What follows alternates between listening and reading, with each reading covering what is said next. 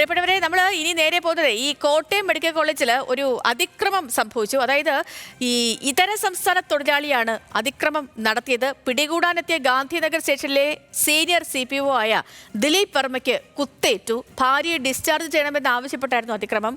ശരീരത്തിൽ സ്വയം മുറിവേൽപ്പിച്ച് ഭീഷണി മുഴക്കിയ ഒഡീഷ സ്വദേശി ഭരത് ചന്ദ്ര ആദി പിടിയിലായിട്ടുണ്ട്.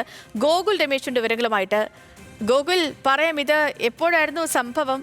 ഈ പരിക്കേറ്റ പോലീസ് ഉദ്യോഗസ്ഥന്റെ ആരോഗ്യനില എങ്ങനെയാണ്? സേതു, ഇന്ന് പുലർച്ചെയായിരുന്നു ഇത്തരത്തിലൊരു സംഭവം ഉണ്ടായത്. അതായത് ഈ ഇതര സംസ്ഥാന തൊഴിലാളിയായിട്ടുള്ള വ്യക്തിയുടെ ഭാര്യ ഈ കോട്ടയം മെഡിക്കൽ കോളേജിൽ അഡ്മിറ്റ് ആയിരുന്നു. ഗൈനക്കോളജി വാർഡിലായിരുന്നു അഡ്മിറ്റ്. ഇവരെ ഡിസ്ചാർജ് ചെയ്യണമെന്ന് ആവശ്യപ്പെട്ടുകൊണ്ട് അയാൾ അവിടെ വലിയ ബഹളം സൃഷ്ടിക്കുകയും അതിക്രമ സംഭവങ്ങൾ നടത്തുകയും ഒക്കെ തന്നെ ചെയ്യുകയായിരുന്നു.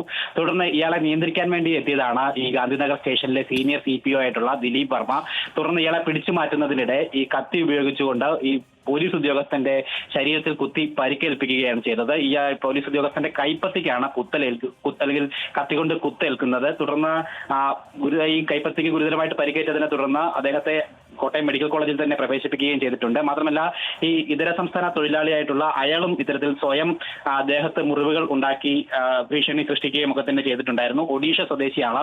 ഭരത് ചന്ദ്ര ആദി എന്നാണ് ഇയാളുടെ പേര്. തുടർന്ന് കൂടുതൽ പോലീസ് ഉദ്യോഗസ്ഥരെത്തി ഇയാളെ പിടികൂടുകയായിരുന്നു. തുടർന്ന് ഇപ്പോൾ ഇയാൾ ചികിത്സയിൽ തുടരുകയാണ്. പോലീസ് ഉദ്യോഗസ്ഥനും അവിടെ തന്നെ ചികിത്സയിൽ തുടരുകയാണ്. ഇയാളുടെ ചികിത്സ കഴിഞ്ഞതിന് ശേഷം ഇയാളെ കസ്റ്റഡിയിലെടുത്ത് മാറ്റുമെന്നാണ് നിലവിൽ ഇപ്പോൾ ഗാന്ധിനഗർ പോലീസ് അറിയിച്ചിരിക്കുന്നത്. വ്യക്തമാണ്.